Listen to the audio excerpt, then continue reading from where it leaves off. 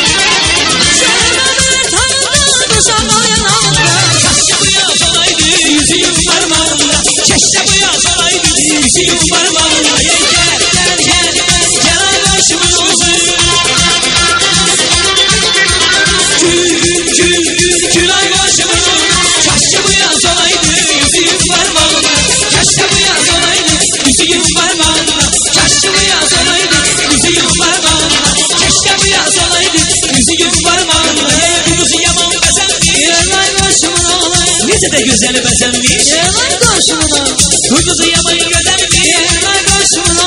Ne kadar güzel bezenmiş Yelay koşumuna Sen aynadan sürenler Anam seni beğenmiş Sen aynadan sürenler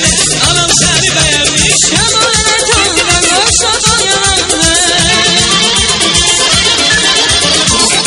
Yamanına tanrıdan Koşa koyananlar Keşke bu yaz olaydı Yüzüğüm parmağında Keşke bu yaz olaydı Yüzüğüm parmağında Gel koşumuzu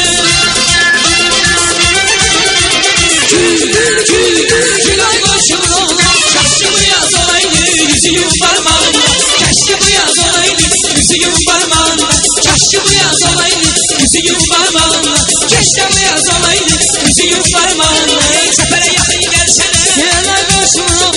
Ahvalımı sorsana Yelay koşumuna Sefere yakın, zabura yakın, hasara yakın, telefona yakın gelsene Yelay koşumuna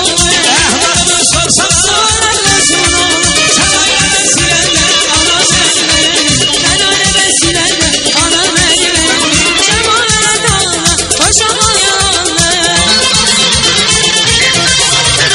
Aşık olmuşam sana, aşık olmuşam Kara gözlerine aşık olmuşam Aşık olmuşam sana ya, aşık olmuşam Şirin sözlerine aşık olmuşam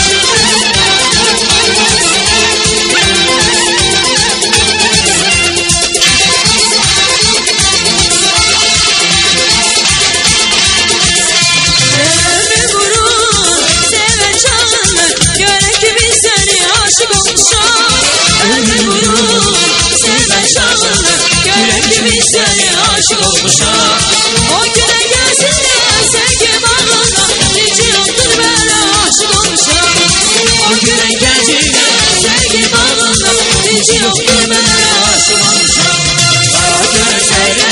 aşık olmuşam Şirin sözlerine aşık olmuşam Kara gözlerine aşık olmuşam Şirin sözlerine aşık olmuşam Aşık olmuşam sana aşık olmuşam Kara gözlerine aşık olmuşam Aşık olmuşam sana aşık olmuşam Şirin sözlerine aşık olmuşam